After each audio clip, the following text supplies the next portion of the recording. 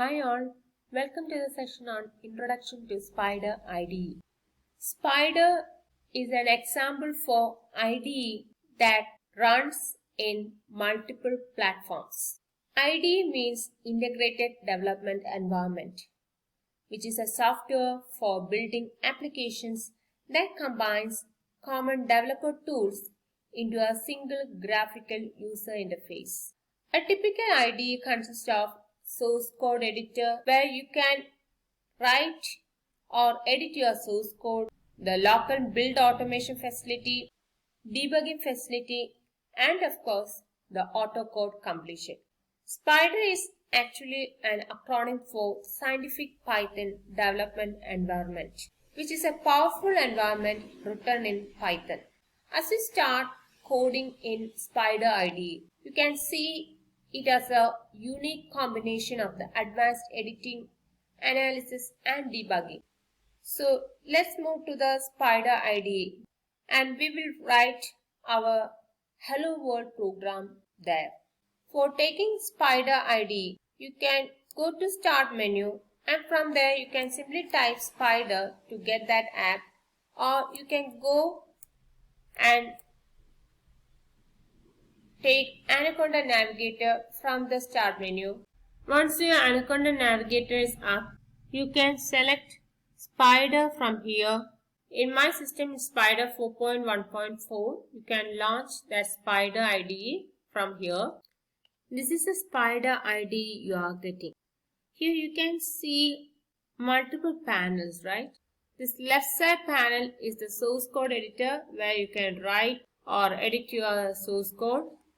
On the right side you can see two panels. The top one is where you can explore the variables that you use in your program code using this variable explorer option. You will get the name, type, size as well as the value of the variables used in your program. Help for obviously to get the help from the system, and for the first time sometimes you have to make some change in the preference.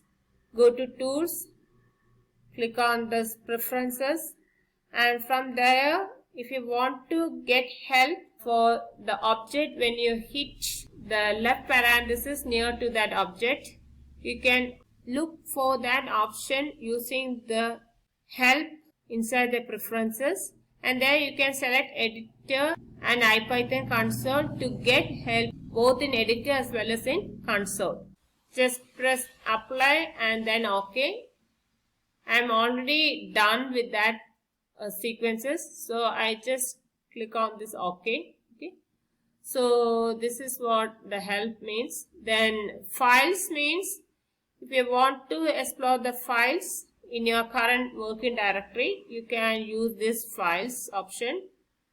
This is the current working directory for me now. I can reset this. I can go to my D drive.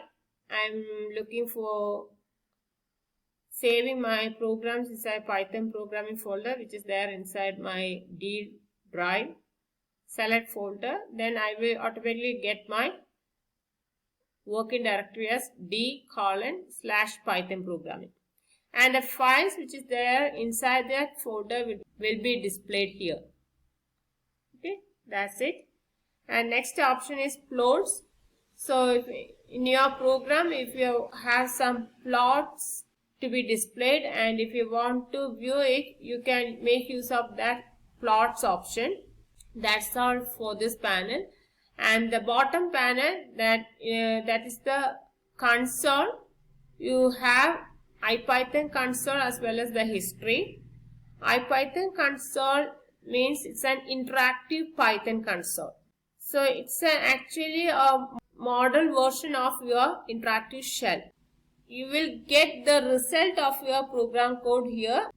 You can also use this as an interactive shell where you can type in something like 23 and I will get something back. Just if I'm keeping it as John. So it will just interpret that Python line of code and give me the result back.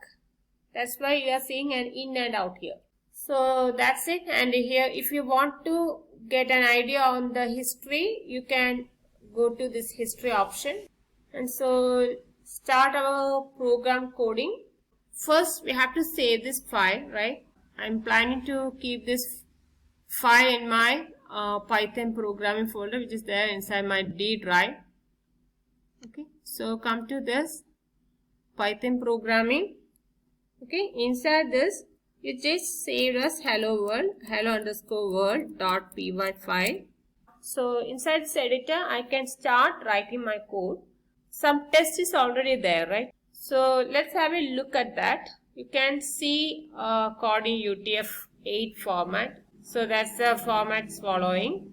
Then it's created on Saturday, August 1, the time, then the year, then who is the author.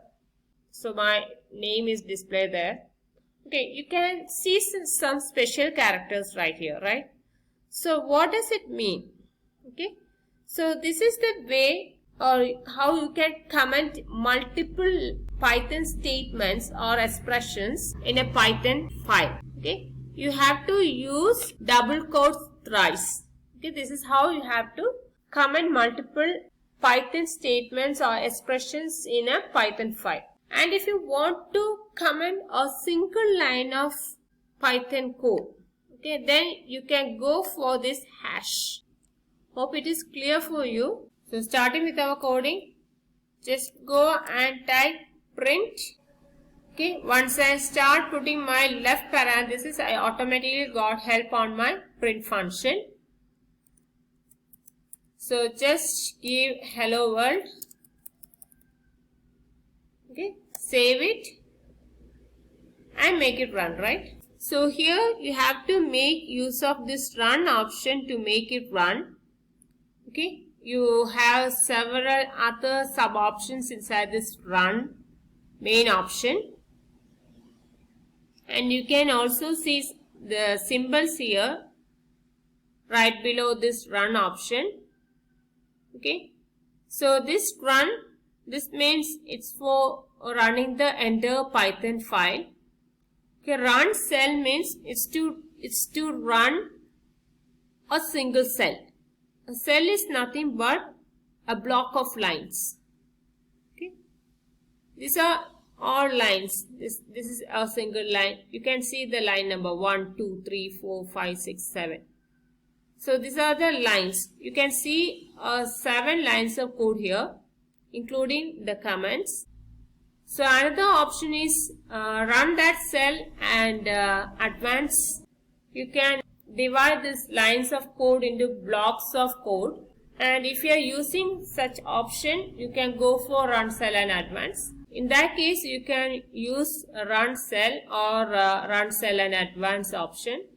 This is the next command which you might use to run your program line by line. Okay, you can use F9 for that purpose, or you can simply use this one, that is this symbol which is shown here. So these are some of the options. So let me show you that. Okay, if I am making it run with a single run command, I can run like this. Okay, I will add one more line, then it will be easy for you to understand that in much clearly. Goodbye. Okay, see, I am giving this option line by line. Okay, it will print hello world first. Okay, since that's the line of code I want to execute first. Next I am going to execute print goodbye. Let me check. Okay, it will print goodbye. So it's a line by line execution. You can make use of debugging, right? You will use this debugging to find errors that occurs during the runtime. In Spider IDE, or to make the debugging option active, what you have to do is you have to just click on this option. Okay, you can see debug file. Okay, if you want to stop debugging, you can choose this option. Okay, so go to this one, debug file. Okay, the debugging will start from the first executable line of code. So when I just press on this one, okay, if you want to go line by line, okay, you can select this one, okay, this option, you can clearly see that it jumps to the first executable line of code. You can also see a change in our console, that is, it starts using IPDB. IPDB is nothing but Interactive Python Debugger or IPython Debugger. To move forward, what you have to do is you just click this one, okay? It will print hello world, and now it will go to the next statement, okay? And once I clicked on that, it will print goodbye and it will return, okay? That means that's the end of the program. And if I want to stop debugging, I can stop it with this symbol, okay?